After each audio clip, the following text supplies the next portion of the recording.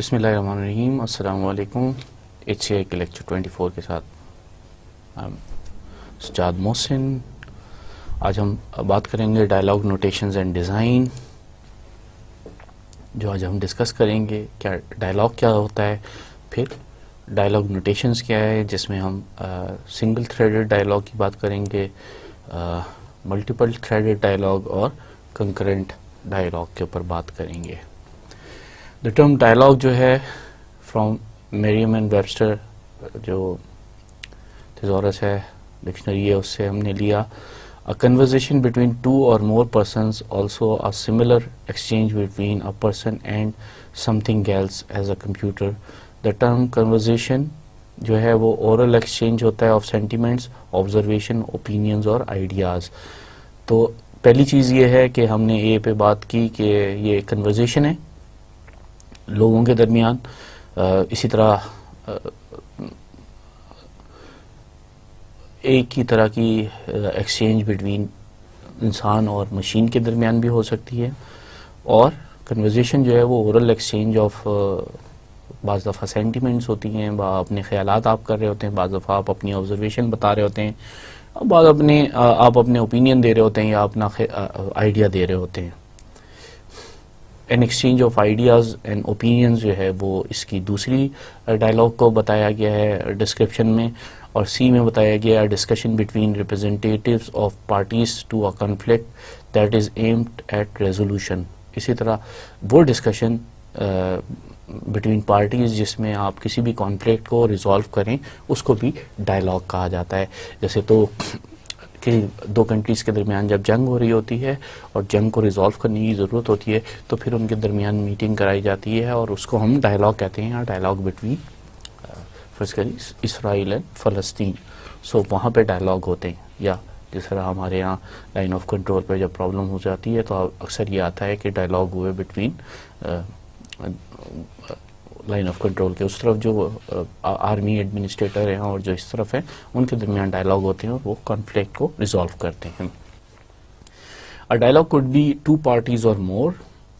जो अगर हम दो या दो से ज़्यादा पार्टी के दरमियान भी हो सकता है। Let's call them John and Mary. अगर हम जॉन और मैरी के दरमियान करें तो उनके दरमियान John and Mary talk about politics, वो goal and exchange of ideas about something. तो वो पॉलिटिक्स पे जब बात करेंगे तो वो किसी आइडिया के ऊपर बात करेंगे। अगर जब जॉन और Mary talk about how to solve a problem, अगर वो प्रॉब्लम सॉल्विंग की तरफ करेंगे तो उनका गोल होगा कि try to solve that problem. तो उस दौरान डायलॉग ये वाला हो जाएगा। अब John and Mary talk about nothing, और जो रैंडम चिट चैट होती है कि क्या हाल है, क्या कर रहे हो, क्या पक्का है, तो ये एक डायलॉग तो है, लेकिन ये इसको हम रैंडम चिट चैट कहते हैं। और ये ज़ाहिर बात है इंसानों में सबसे ज़्यादा कॉमन है। और ये क्या कर रहा है, ये एक दूसरे के सेंटिमेंट्स बता रहा है, एक दूसरे की जो फीलिंग्स हैं उनको बता रहा है। सो ये एक दूसरे को बेहतर करने के लिए भी होता है और समटाइम बिला वजह भी होता है, कोई गोल नहीं होता। सो आज यार मौसम बहुत अच्छा है तो आप सेंटिमेंट दे रहे हैं कि यार मुझे बड़ी अच्छी इस मौसम से फीलिंग हो रही है, और समटाइम यार क्या हो रहा है। अब ये इसमें कोई पूछना मकसद नहीं है कि आप ये पूछ रहे हैं कि वो एग्जैक्टली क्या कर रहे हैं, बस ऐसे ही आपने पूछ लिया। सो 3 लेवल्स ऑफ कंप्यूटर लैंग्वेज कौन सी होती हैं? लेक्सिकल होती है, the lowest level the shape of icons on the screen and the actual की प्रेस। सो ये हम जब की प्रेस करते हैं, शेप ऑफ आइकॉन जो दी हुई है, ये लेक्सिकल में आता है और इसको हम लोएस्ट लेवल कहते हैं।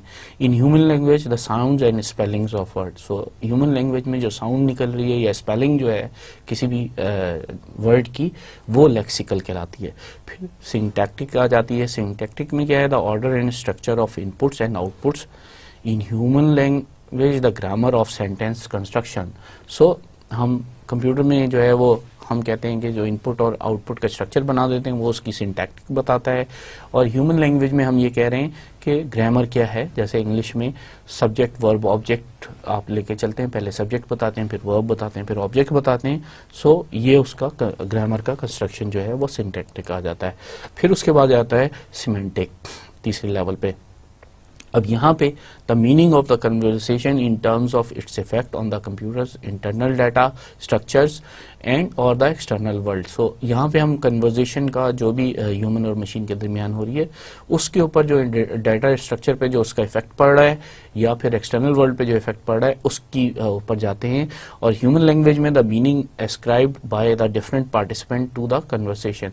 अब उस जुमले से जो मतलब ले लिया है वो ग्रामेटिकली ठीक है, लेकिन उससे जो मतलब ले लिया है डिफरेंट पार्टिसिपेंट्स ने उस कन्वर्सेशन के दरमियान, उसको हम सिमेंटिक कहते हैं कि वो इसके मतलब पे क्या गया। डायलॉग नोटेशन एंड डिज़ाइन में अगर हम चले जाएं तो डायलॉग नोटेशंस क्या हैं, ये डायग्रामेटिक भी होते हैं। सो ये क्या होता है, ये शार्ट स्टेट ट्रांजिशन नेटवर्क से डिसाइड करते हैं, JSD डायग्राम्स होते हैं, जो डिस्क्रिप्शंस होती हैं, फ्लो चार्ट्स होते हैं। टेक्सचुअल में जाहिर बात है फॉर्मल ग्रामर्स होती हैं, प्रोडक्शंस रूल्स होती हैं और CSPs होते हैं। फिर dialogue link to the semantic of the system what it does, ये बताता है कि क्या सिमेंटिक में जब जाएगा तो जाहिर बात है ये बताएगा कि क्या किया इस डायलॉग ने, और the presentation of the system के वो कैसा लग रहा है। Formal description can be analyse, अगर हम फॉर्मल डिस्क्रिप्शंस को देखें तो उनको भी एनालाइज कर सकते हैं फॉर इनकंसिस्टेंट एक्शन, कि अगर इनकंसिस्टेंट एक्शंस हो रहे हैं, for difficult to reverse action, अगर या तो डिफिकल्ट एक्शंस हो गए या बिल्कुल ही उलट हो गए, फॉर मिसिंग एक्शंस के कोई एक्शन मिस हो गया है, फॉर पोटेंशियल मिसकीइंग एरर्स, और सिमिलरली कि आपने की इन जो किया है उसमें कहीं आप पोटेंशियल एरर कर रहे हैं। सो स्ट्रक्चर्ड ह्यूमन डायलॉग में human computer dialogue are very constrained, obviously इसमें हमें कंस्ट्रेंड होती है, हम वहाँ पे हम एक लिमिट से ज़्यादा बाहर नहीं जा सकते, जबकि ह्यूमन से ह्यूमन जो होते हैं वो अनकंस्ट्रेंड होते हैं, किसी भी लेवल पे किसी भी चीज़ पे बात कर सकते हैं, लेकिन वो फॉर्मल भी होने चाहिए। अब अगर हम एक क्रिश्चियन शादी की यहाँ पे मिसाल दे रहे हैं तो जो मिनिस्टर या जो पादरी होता है वो कहता है वो यहाँ पे डू यू, और फिर जॉन टेक दिस वुमन, और फिर वो कहता है फलाना फलाना फला, तो जॉन को कहना होता है आई डू, फिर वो कहता है डू यू, और वो कहता है मैरी नेम उसका लेके, take this man John as your legally lawfully husband फलाना फलाना फलाना, तो वो कहती है आई डू। फिर जो है वो मिनिस्टर उनको कहता है कि अब रिंग पहनाओ, तो वो फिर जो जॉन होता है वो कहता है with this ring I thee wed, मैं इस अंगूठी से तुम्हारे साथ शादी कर रहा हूँ, और वो उसको अंगूठी पहना देता है। फिर मैरी भी कहती है with this ring I thee wed, और वो भी उसको इसी तरह पहना देती है। यहाँ पे फिर पादरी उसको कहता है कि मैंने I pronounce you man and wife, और वो शादी के बंधन में बन जाते हैं। Lessons about dialogue, wedding services है, जाहिर बात है sort of script for 3 parties, अब इसमें 3 पार्टियां हैं, जाहिर बात है मियाँ बीवी और पादरी। स्पेसिफाइज ऑर्डर, इसमें ऑर्डर डिफाइंड है कि पादरी ने पहले कुछ बोलना है, और फिर मेन ने बोलना है, फिर वुमेन ने बोलना है, फिर उनको रिंग पहनानी है, और फिर उसने प्रोनाउंस करना है कि ये शादी हो गई है। सम कंट्रीब्यूटर्स फिक्स्ड, और जो कंट्रीब्यूटर्स हैं वो भी पहले मेन ने आई डू, वुमेन ने बोलना है आई डू, यानी उसने एग्री करना है, फिर मेन ने बोलना है आई डू। फिर वेरिएबल्स में जाहिर बात है जो मैन का नाम है, वुमेन का नाम है, वो उसके वेरिएबल हैं। फिर इंस्ट्रक्शंस फॉर रिंग है, और ये कंकरेंट हो सकता है, ये एक साथ भी कह सकते हैं कि with this ring I wed you, और दोनों एक साथ भी अंगूठी पहना सकते हैं या बारी बारी पहना दें। सो ये डिपेंड करता है। If you say these word are you married only if in the right place with marriage licence. So जब आप किसी से पूछते हैं कि वो शादी है तो वो उसके साथ लाइसेंस चाहिए होता है। सो राइट प्लेसेस पे है, और ये सिंटैक्स है, इसमें मीनिंग सिमेंटिक्स मीनिंग का मतलब नहीं है। अब आपने ये पूछना है कि क्या है या नहीं है। And more, what if women says I don't, अगर वो शादी नहीं करना चाहती तो जाहिर बात है इसमें फिर और बहुत कुछ बढ़ जाएगा। फिर जो है ना रियल डायलॉग्स में हैव ऑफन रिलेटिव्स, अम्मा अब्बा सब आ जाएंगे बीच में, उसको समझाएंगे, शौहर भी समझाएगा क्या हो गया क्या प्रोसेस। तो ये सारी चीज़ें अगर ना हो जाए तो फिर क्या होगा।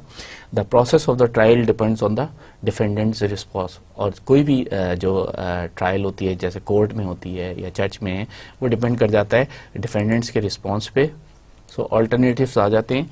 सो जज जैसे कहता है how do you plead guilty और नॉट गिल्टी, डिफेंडेंट कह सकता है इधर गिल्टी और नॉट गिल्टी।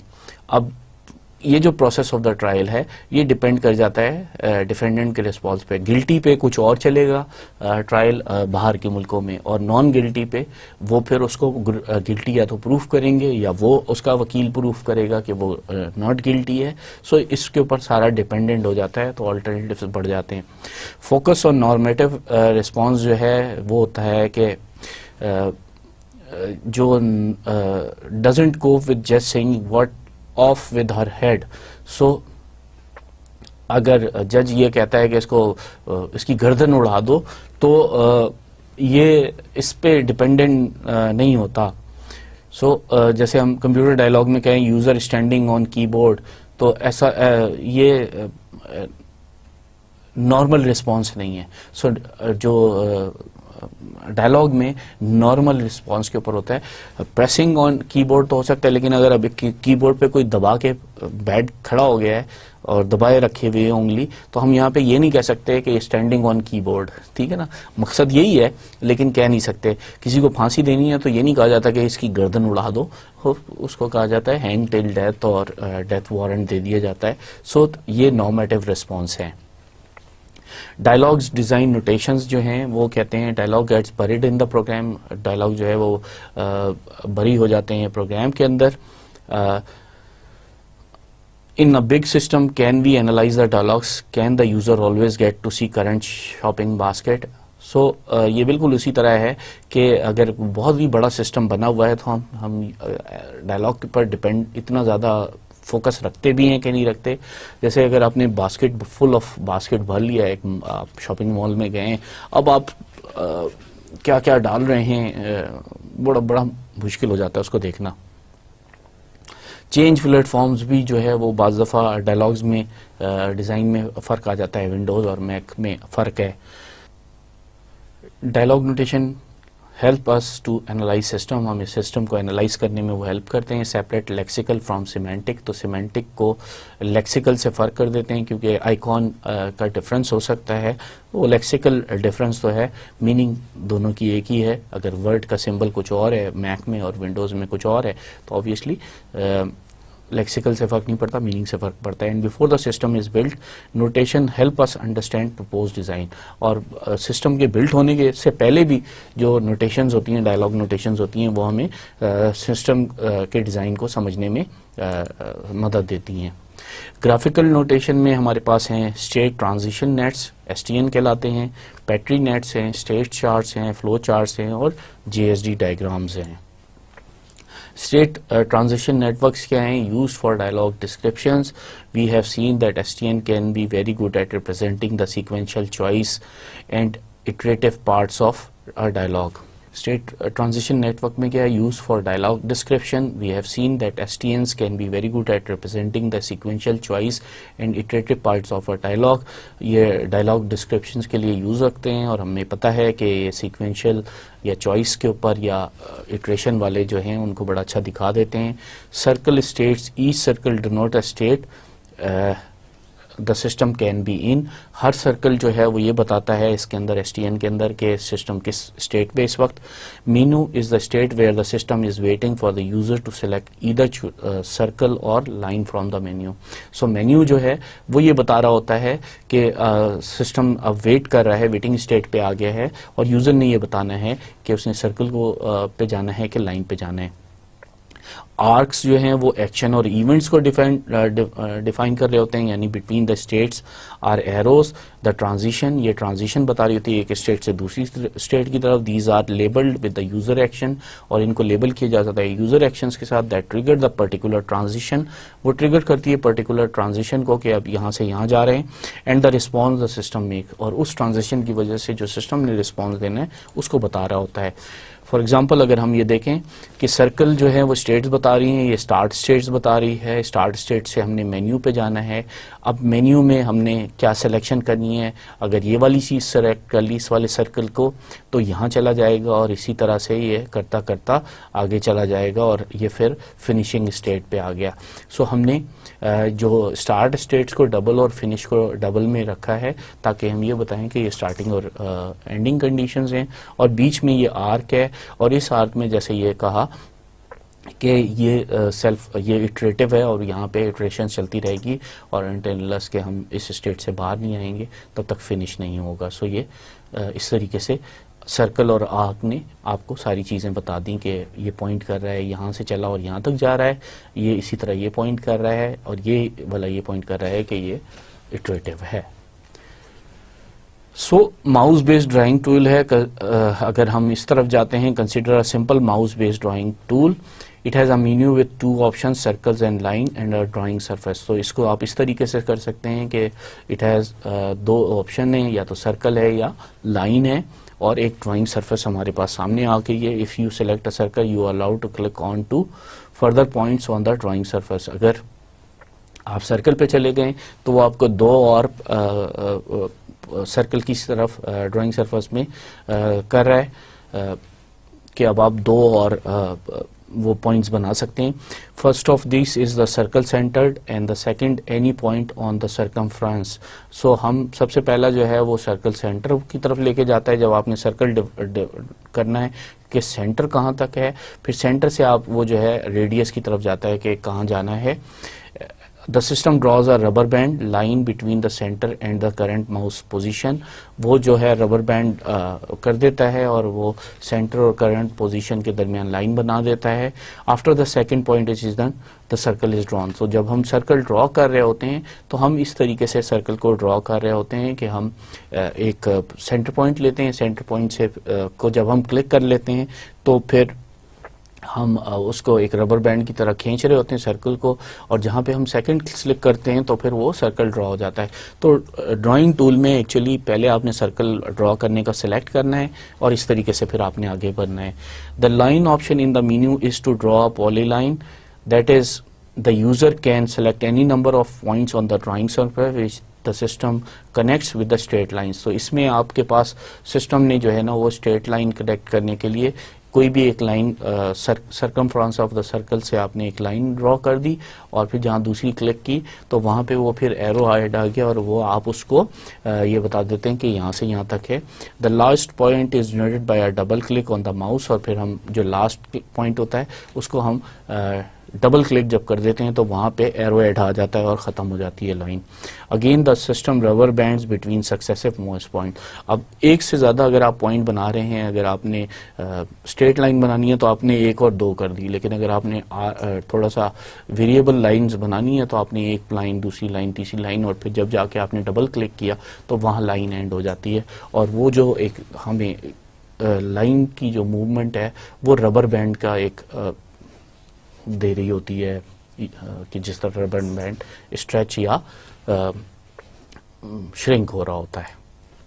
सो ये उसमें है कि हमने पहले इस एक तरह से इसको क्लिक किया, फिर हम लाइन को सर्कल हमने ड्रॉ सर्कल करना है तो हमने पहले सेंटर को क्लिक किया और फिर यहाँ तक लाई। जब हमने यहाँ किया क्लिक किया तो ये सर्कल बन गया। अब दूसरा सर्कल बनाना है तो फिर हम सेंटर पे आए और फिर हमने स्ट्रेच करके यहाँ लाए और यहाँ हमने जब क्लिक किया तो ये एक तरह से हमारे पास दूसरा सर्कल बन गया। अब लाइन करनी है तो हमने लाइन के एरो पे टेम्पलेट पे गए, वहाँ जाके क्लिक किया और ये बताया कि डायरेक्शनल लाइन है तो एरो हेड खुद ब खुद आ जाएगा। अब हमने यहाँ क्लिक किया और यहाँ क्लिक किया, डबल क्लिक कर दिया तो ये यहाँ पे लाइन बन गई।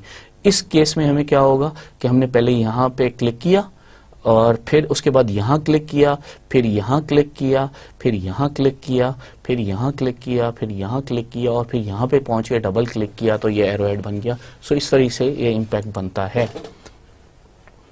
अब स्टेट ट्रांजिशन नेटवर्क इवेंट्स क्या हैं? Arc labels are bit cramped because notation is state heavy, the events required most detail. So कहीं कहीं हमारे जो आर्क के लेबल होते हैं, सेलेक्ट सर्कल जब हमने उसको कह दिया तो ये आसान है, लेकिन अब क्लिक ऑन सरकमफ्रेंस की जब हम बात कर रहे हैं तो यहाँ पे ये जो है क्रैम्प्ड हो गई, यानी ये स्टेट थोड़ी सी हैवी है, तो इस वजह से यहाँ पे थोड़ी सी जगह हमारे पास क्रैम्प हो जाती है। इसी तरह ये है क्लिक ऑन फर्स्ट पॉइंट, तो अब यहाँ पे डिटेल चाहिए और इस जगह पे आपको थोड़ी सी डिटेल में काम करना होगा, या आप इसको थोड़ा सा स्ट्रेच करके आगे ले जाएं ताकि ये बड़ा नज़र आना लगे। अगर ये बहुत ज़्यादा लिखा हुआ हो तो बाज़ दफ़ा थोड़ी सी प्रॉब्लम हो जाती है, स्टेट हैवी हो जाता है। So labels in circles a bit uninformative. अब सर्कल 1 सर्कल 2 जो है ना, ये कुछ नहीं बता रहे, हमें कोई इंफॉर्मेशन नहीं दे रहे। ऑब्वियसली इजी टू विजुअलाइज है, पढ़ा आराम से जा सकता है, लेकिन कुछ भी नहीं बता रहे, तो इसको थोड़ा सा एक्सप्लेन करने की ज़रूरत होती है। हायरार्किकल एसटीएन्स भी होते हैं, ये मैनेजिंग कॉम्प्लेक्स डायलॉग्स कर रहे होते हैं, नेम्ड सब डायलॉग्स कर रहे होते हैं, इसमें सब डायलॉग्स को नेम किया हुआ होता है। ये भी ड्राइंग टूल में है, वह मेन मेन्यू, इसका जो ड्राइंग टूल होता है वो उसमें मेन मेन्यू होता है, from which we can select one of the 3 sub menus, उसमें से हम कोई 3 से सब मेन्यूज सेलेक्ट कर सकते हैं। एक ग्राफिक मेन्यू होता है as described for circles and line, ये बिल्कुल उसी तरह है जैसे सर्कल और लाइन के लिए होता है। और एक टेक्स्ट मेन्यू होता है फॉर एडिंग लेबल्स, जो हम सब डायलॉग्स के अंदर जो हम लेबल डालने होते हैं, and a paint menu for free hand drawing. इसके अंदर फिर एक पेंट मेन्यू भी होता है जो कि फ्री हैंड ड्राइंग करवा सकता है। We could describe this complete system using the hierarchical STN, और हम इसको hierarchical STN से डिस्क्राइब कर सकते हैं।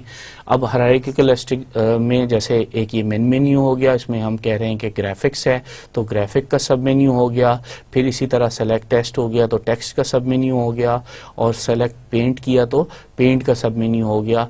और हमें यहाँ पे सब डायलॉग्स को इसी तरह से नेम भी कर दिया है कि भाई इसके अंदर ये सब ग्राफिक मेन्यू को भी हमने नेम कर दिया, टेक्स्ट सब मेन्यू को भी कर दिया, और पेंट सब मेन्यू को भी हमने टेक्स्ट कर दिया है।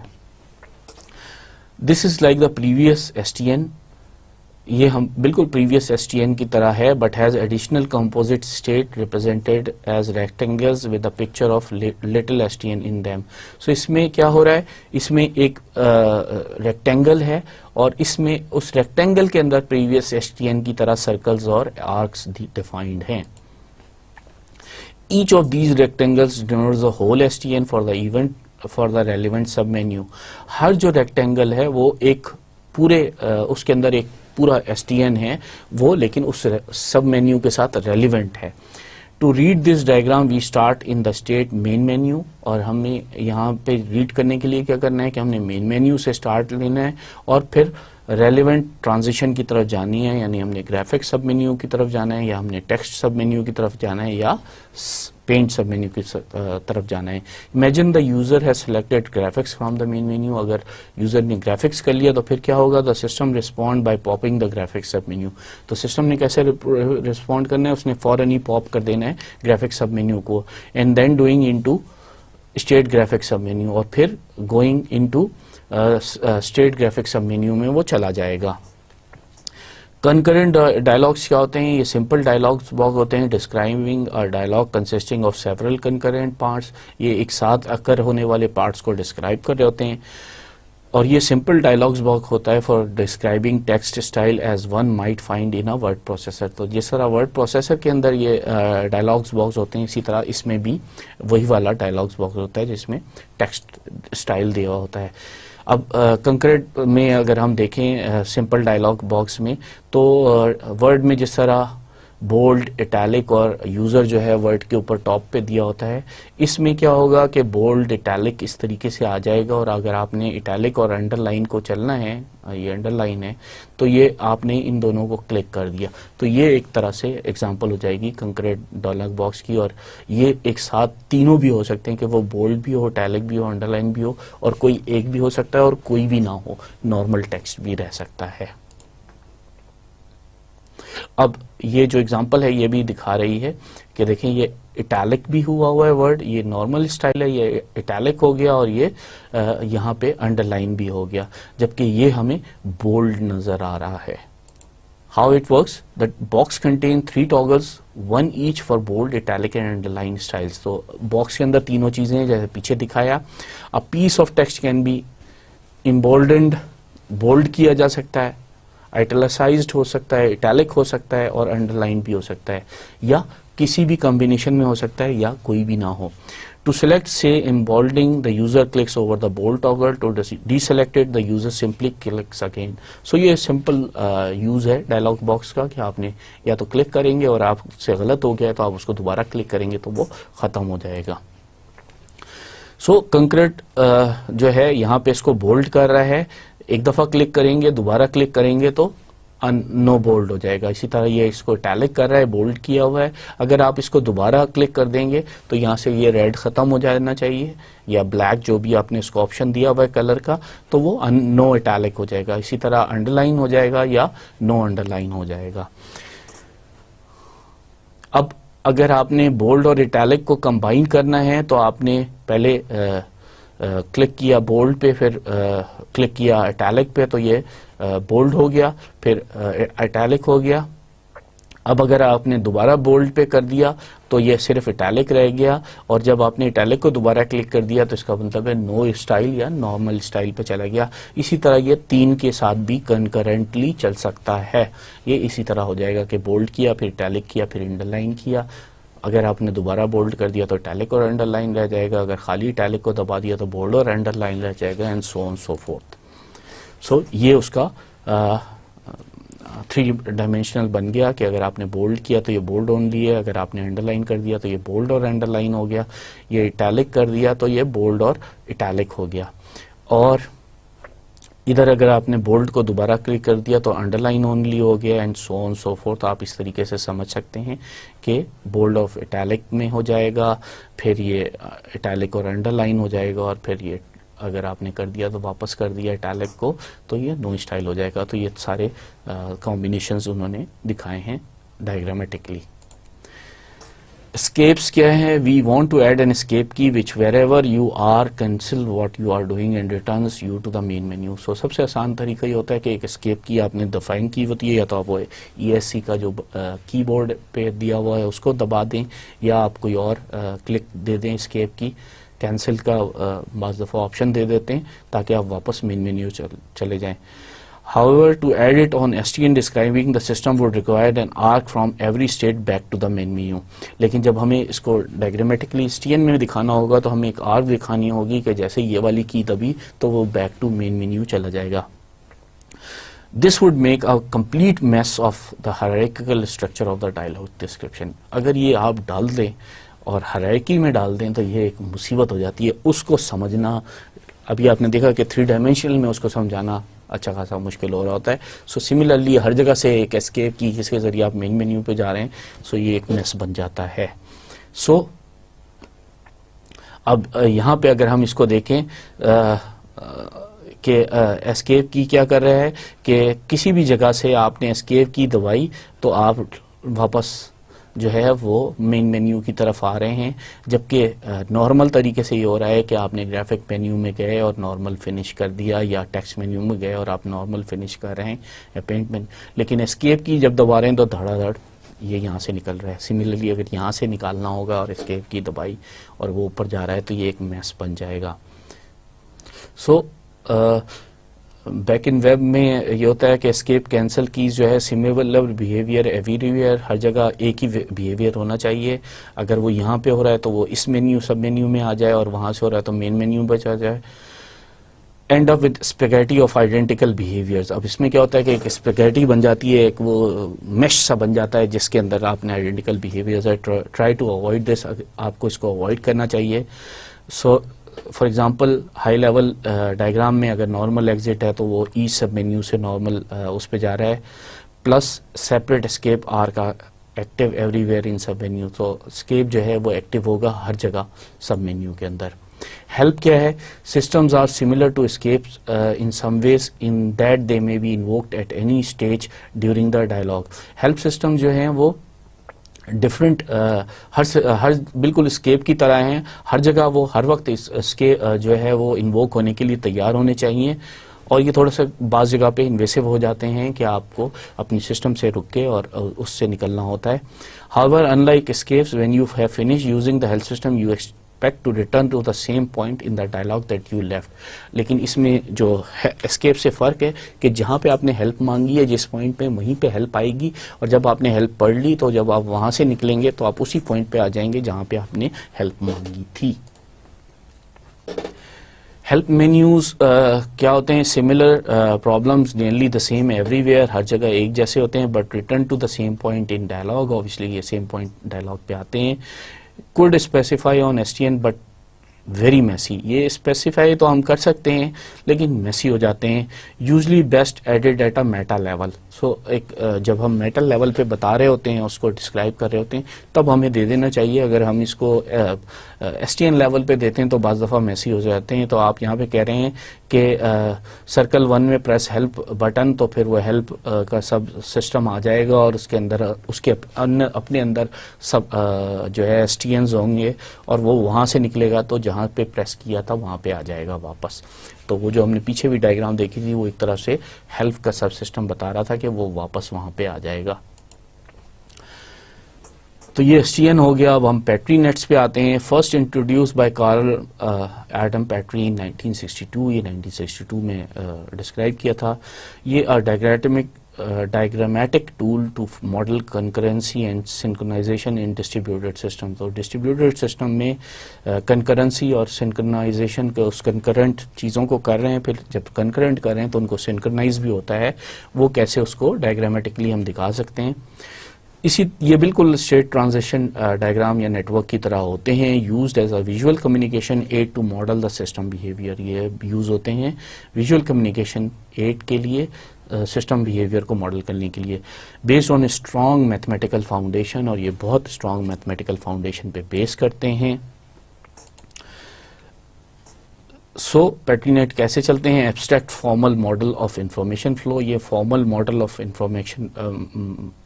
इंफॉर्मेशन फ्लो को जो है वो उसका एब्स्ट्रैक्ट लेवल तैयार करते हैं। मेजर यूज जो होता है इनका होता है modelling of system of events in which it is possible for some events to occur concurrently. तो ये उन सिस्टम में हम मॉडलिंग के लिए यूज़ करते हैं जहाँ पे हमें ये यकीन हो कि कुछ जो काम है वो कंकरेंट हो रहे होंगे। But there are constraints on the occurrences. लेकिन हम अकरेंसेस पे कुछ ना कुछ कंस्ट्रेंट्स लगा देते हैं। कुछ की प्रेसिडेंस होती है, इसी तरह कुछ की फ्रीक्वेंसी होती है कि कितने फ्रीक्वेंट ये अकर हो सकते हैं। सो ये कंस्ट्रेंट्स हमें लगाने पड़ते हैं। Model statics properties of a systems को ये मॉडल करते हैं। Static properties of a system को ये मॉडल कर देते हैं। Graph contain 2 types of node. Graph में 2 तरह के नोड्स होते हैं। सर्कल्स होती हैं जो प्लेसेस बता रहे होते हैं, और बार्स होते हैं जहां ट्रांजिशंस बताई जा रही थी। Petri net has dynamic properties that results from its execution. उसमें डायनेमिक प्रॉपर्टीज होती हैं जो कि उसकी एग्जीक्यूशन से रिजल्ट कर रही होती हैं। मार्कर्स होते हैं जिनको हम टोकन्स भी कहते हैं, और tokens are moved by the firing of transitions of the net. और टोकन को मूव करते हैं कि किस ट्रांजिशन पे हम चले गए, उसको हम फायरिंग ऑफ द नेट कहते हैं। सो पैट्रीनेट की एग्जांपल है कि आपने बोल्ड को कर रहे हैं, तो जब आपने बोल्ड को कर लिया तो अब आपका बोल्ड हो गया। अगर आपने दोबारा यहाँ क्लिक किया तो आप ये कह रहे हैं कि ये इस ट्रांजिशन में आ गया। सो ये दूसरी ट्रांजिशन है। बोल्ड ऑन जब हो गया तो वो इटैलिक पे ऑन हो गया, और इसका मतलब ये है कि यूज़र प्रेसेस इटैलिक, और यहाँ पे जब उसने किया तो इटैलिक ऑफ हो गया। सो इस तरीके से आप पेट्रीनेट को दिखा रहे हैं कि इस वक्त जो है ये ट्रिगर हुआ है, बोल्ड ऑन हुआ है और इटैलिक ऑफ हुआ है। सो इसको आपने डिस्क्राइब कर दिया। So user action represented as a new counter, उसने बोल्ड को प्रेस किया तो ट्रांजिशन फायर्ड, ये फायर्ड हुई, और when all input places have countered, तो फिर बोल्ट जो है ऑफ हो गया और ये बोल्ट को ऑफ कर दिया और बोल्ट को ऑफ कर दिया। सो जैसे ही आपने ये बोल्ट ऑन था पहले, जैसे ही आपने बोल्ट को प्रेस किया, सो ये ट्रांजिशन आई और बोल्ट ऑफ हो गया। स्टेट चार्ट्स कौन से होते हैं? ये यूज्ड इन UML होते हैं, एक्सटेंशन टू STN होते हैं, ये STN में यूज होते हैं।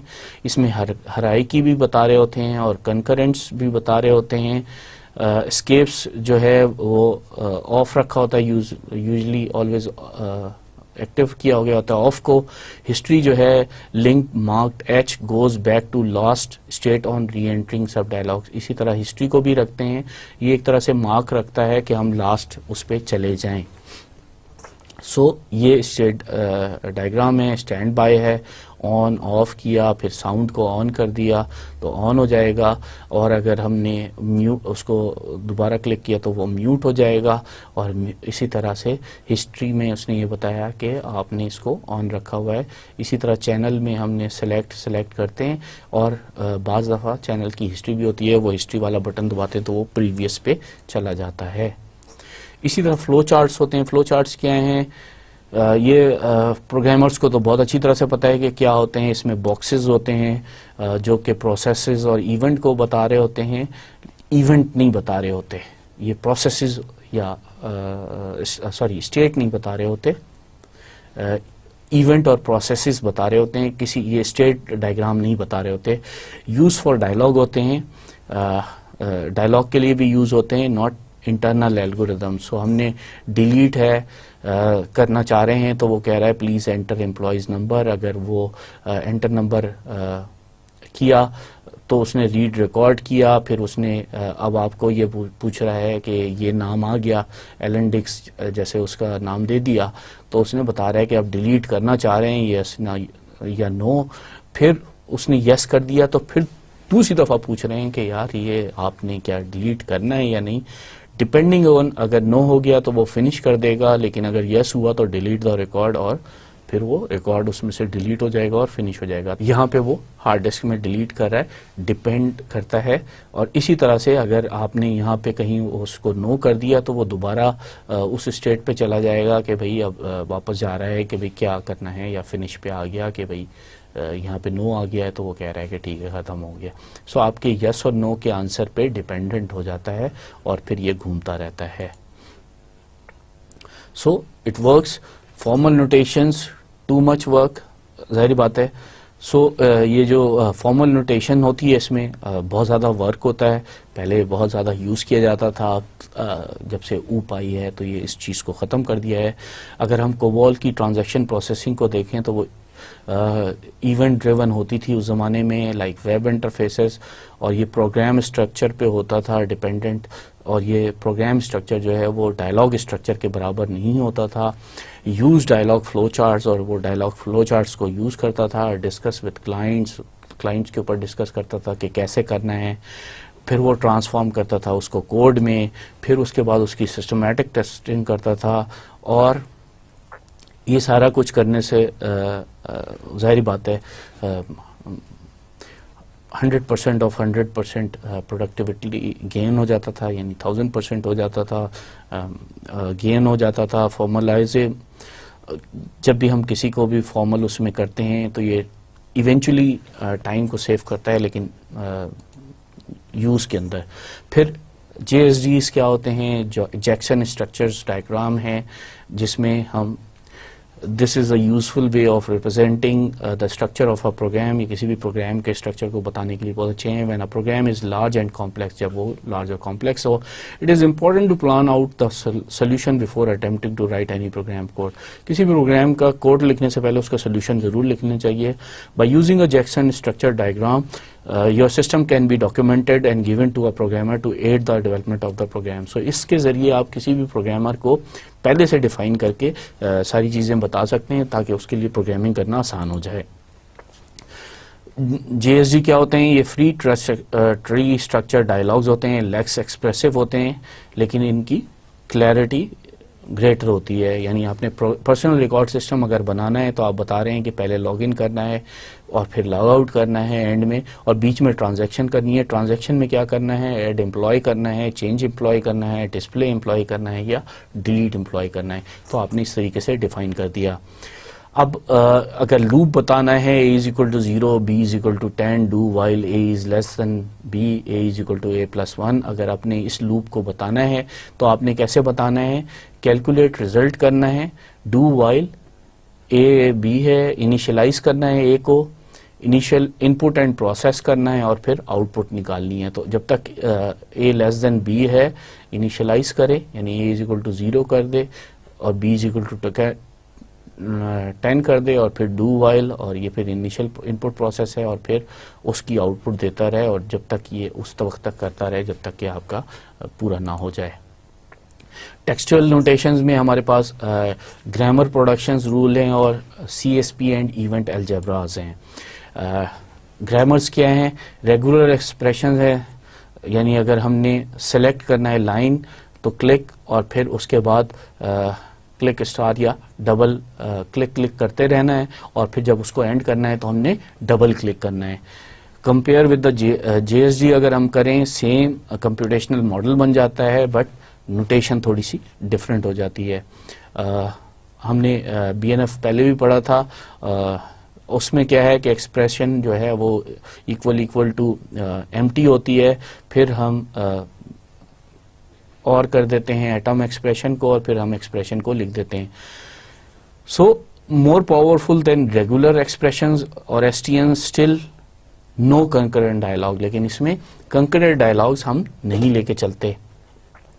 प्रोडक्शन रूल्स क्या हैं इसके? Under unordered list of rules, हम इसमें अनऑर्डर्ड रूल्स लिखते हैं। इफ कंडीशन देन एक्शन, हम ये बता रहे हैं कि ये एक कंडीशन पूरी हुई तो देन वो होगा। कंडीशन बेस्ड ऑन स्टेट और पेंडिंग इवेंट्स, कंडीशन जो बेस करेगी वो स्टेट पे, किस स्टेट पे है या कौन से पेंडिंग इवेंट पे है। Every rule always potentially active, और हमने ये कहा कि हर रूल जो है पोटेंशियली एक्टिव है। ये जो है प्रोडक्शन रूल जो है वो गुड फॉर कंकरेंसी हो जाता है, लेकिन ये बैड फॉर सीक्वेंस हो जाता है। अब ये सीक्वेंस के लिए, सीक्वेंशियल चलने के लिए बहुत बैड है, लेकिन कंकरेंसी चलाने के लिए क्योंकि आपने सारे इवेंट्स को पोटेंशियली ऑन कर दिया तो ये कंकरेंट है और इसको लेके चल सकते हैं।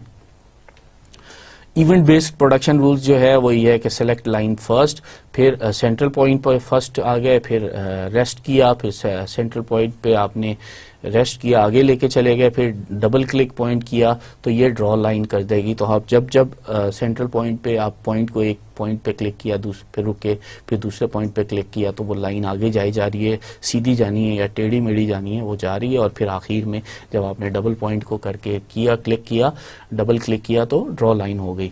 Note events added to list of pending events, तो इसमें ये देखना है कि इवेंट्स जो है वो ऐड कर रहे हैं पेंडिंग इवेंट्स में। First and rest are internally generated events, तो फर्स्ट और रेस्ट जो है वो एक्चुअली इंटरनली जनरेट हो रहा है और ये बैड एट स्टेट है। अब हमें स्टेट नहीं पता चल रही इसमें कि कौन सी स्टेट में हम हैं।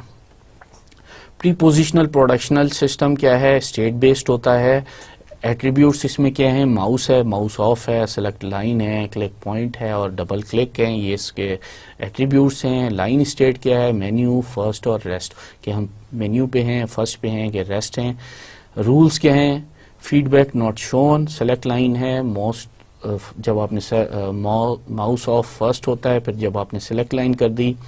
फिर क्लिक पॉइंट फर्स्ट में क्या है कि माउस जो है वो रेस्ट पे चला गया, फिर क्लिक पॉइंट रेस्ट पे जो है माउस एक तरह से ऑफ कंडीशन में है, और फिर डबल क्लिक में किया कि माउस जो है वो अब ऑफ हो गया है, अब माउस ने नहीं बताना। अब ये क्या चीज़ है? ये जो है वो इवेंट्स नहीं बता रहा कि कौन से इवेंट हो रहा है, इससे हमें ये नहीं पता चल रहा कि हम लाइन ड्रॉ कर रहे हैं। सो ये प्रीपोजिशनल प्रोडक्शन सिस्टम है। CSP इन प्रोसेस अलजेब्रा क्या हैं? Use in Alexander's SPI in agent distribution for sequential dialogues जो है वो हम कह रहे हैं बोल्ड टॉक जो है वो select bold bold on, select bold जो है वो बोल्ड ऑफ हो जाता है। इसी तरह इटैलिक पे अगर हमने सेलेक्ट किया तो इटैलिक ऑन हो जाएगी और इटैलिक दोबारा किया तो इटैलिक जो है ऑफ हो जाएगी and so on so forth. Concurrent dialogue में ये होता है कि डायलॉग बॉक्स है और हम ये कह रहे हैं कि तीनों बोल्ड और इटैलिक और जो अंडरलाइन का है ये तीनों एक साथ हम कर सकते हैं इनको, लेकिन ये कैजुअलिटी में अनक्लियर होता है और हमें क्लियर नहीं होता। सो डायलॉग नोटेशंस की अगर हम समरी पे जाएं तो हम कह रहे हैं कि डायग्रामेटिक है, STN है, JSDs हैं, फ्लो चार्ट हैं। अगर हम टेक्सचुअल पे जाएं तो ग्रामर है, प्रोडक्शन रूल्स है, CSPs हैं।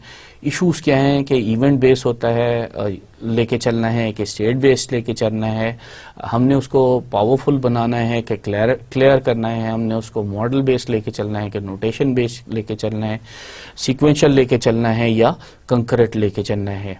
अगर हम सिमेंटिक अलेक्जेंडर SPI देखें तो उसमें क्या हो रहा है कि 2 पार्ट हैं, स्पेसिफिकेशन प्योर डायलॉग है या फिर टारगेट डिपेंडेंट सिमेंटिक है। डायलॉग डिस्क्रिप्शन में सेंट्रलाइज्ड है या सिंटैक्टिक सिमेंटिक ट्रेड ऑफ है। एक सेंट्रलाइज हो जाता है, दूसरा टॉलरेबल हो जाता है।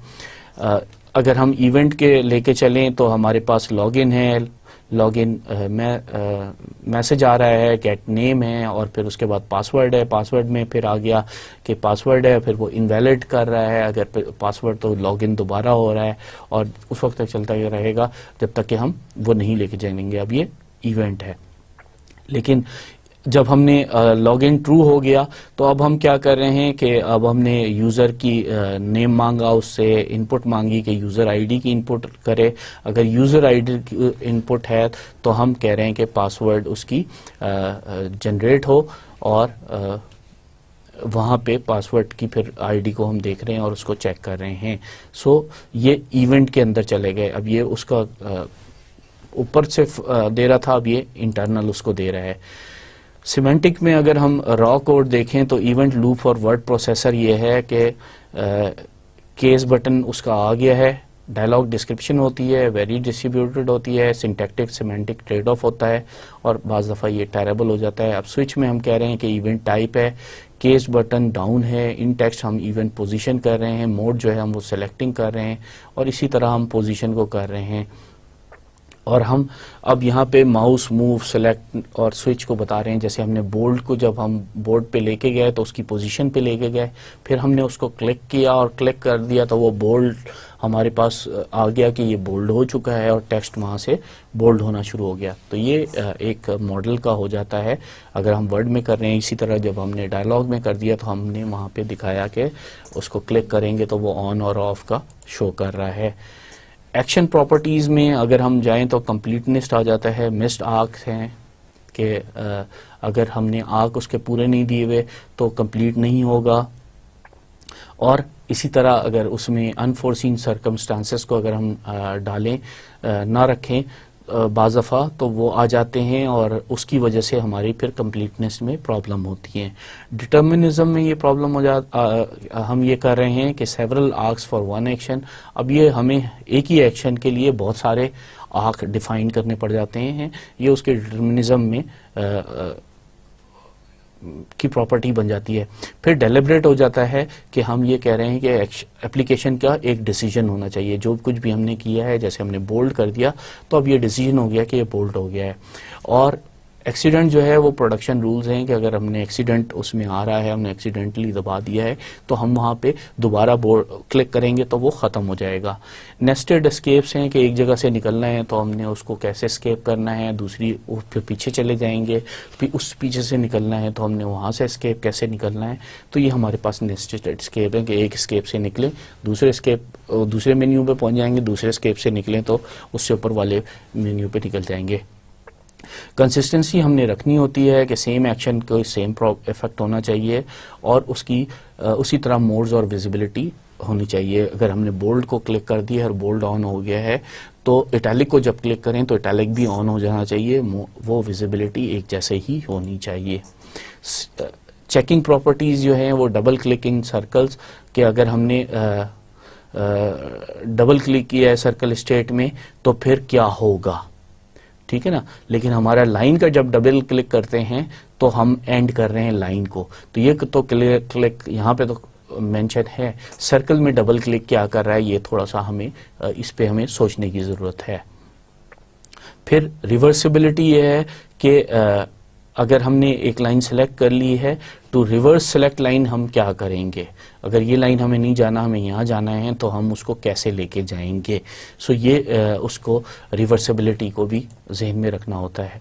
सो क्लिक किया तो आप आगे चले गए, डबल क्लिक किया तो आप उससे आगे चले गए, and so on so fourth.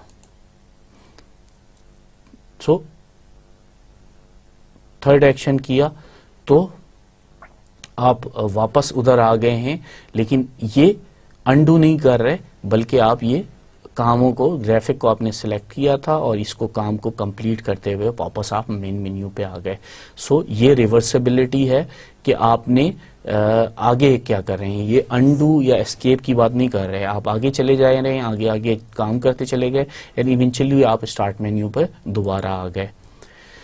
फिर स्टेट प्रॉपर्टीज में रीचेबिलिटी आ जाती है, can you gate anywhere from anywhere and how easily. क्या आप ये रखना चाह रहे हैं ऑप्शंस कि पहली स्टेट से थर्ड स्टेट पे चले जाएं आसानी से, या आपने उसमें रखना होता है reversibility, can you get to previous state, आप प्रीवियस स्टेट पे जा सकते हैं लेकिन अनडू किए बगैर।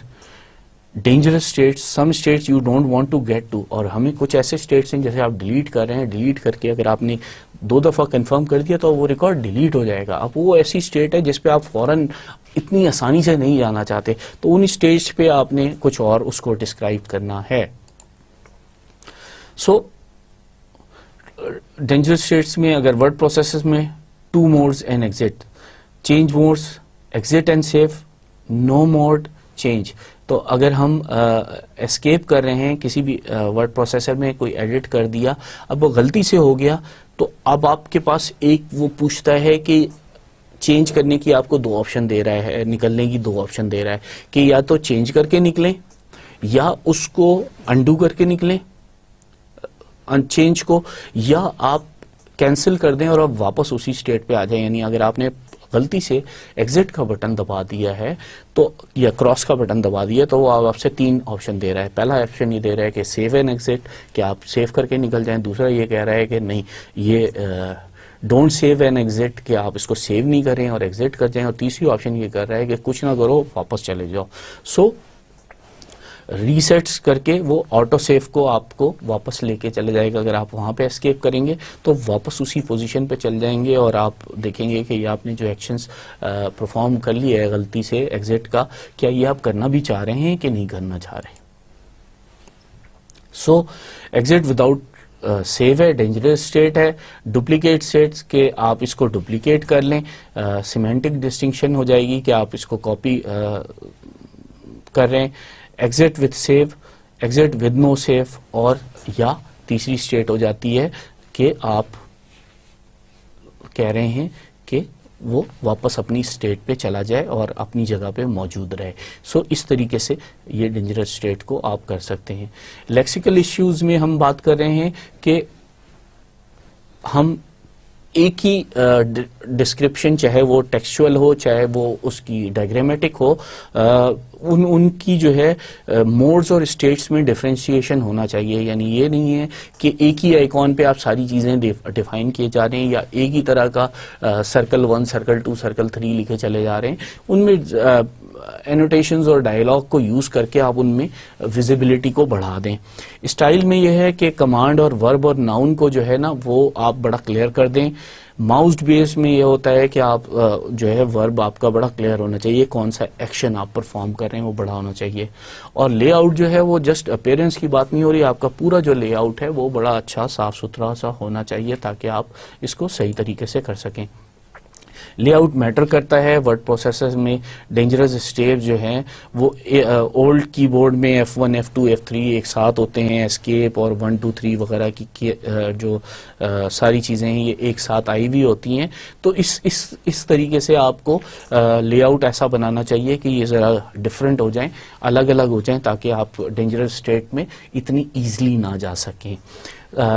न्यू कीबोर्ड जो लेआउट आया है इसमें एस्केप जो है वो F1 F2 F3 F4 ये ऊपर दे दी गई हैं, और जो नॉर्मल कीबोर्ड है वो आपका नीचे दे दिया गया है। तो आपके पास एस्केप की की पे जब आप जाएंगे तो ख़ास तौर पे अलग से जाना होता है। सो आपकी जो एस्केप फिंगर पे नहीं रहता, ये एक फ़ायदा हो गया। और इसी तरह F1 और F2 पे जो है वो सेव दे दी है, ताकि आपके पास फंक्शन मेन्यूज़ जो हैं वो सेव को आराम से कर सकें।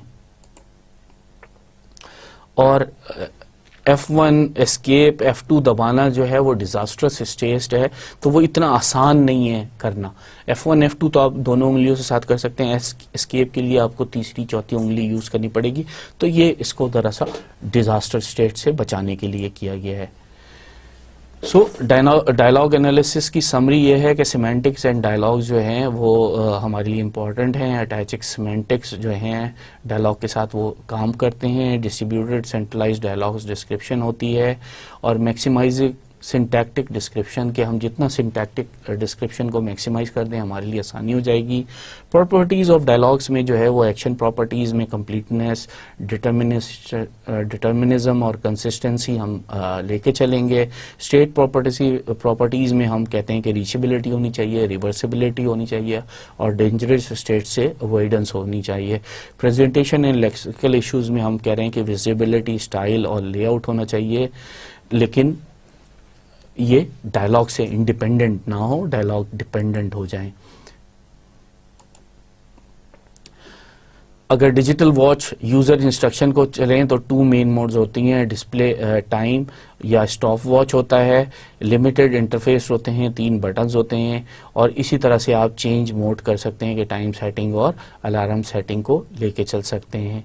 डेंजरस स्टेट्स क्या है? गार्डेड बाय 2 सेकंड होल्ड, कि अगर आपने जब तक 2 सेकंड का आपके पास होल्ड 2 सेकंड तक अगर आपने डेंजरस स्टेट पे जाना है, किसी चीज़ को चेंज करना है, जैसे आपने चेंज टाइम करना है, तो उस बटन को आपको 2 सेकंड तक दबाए रखना पड़ता है।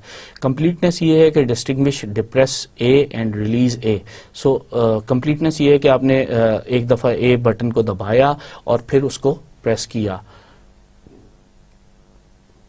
और ये हर दफ़ा यही करना पड़ता है कि आपने किसी भी मोड में जाना है तो ये आपने हर दफ़ा करना है। ये एक तरह से उसको कंसिस्टेंसी भी दिखा रहा है कि कोई भी चीज़ टाइम सेटिंग के लिए या अलार्म सेटिंग के लिए आपने थोड़ी देर तक उसको दबाए रखना है, एक्सीडेंटल आपसे ना हो जाए।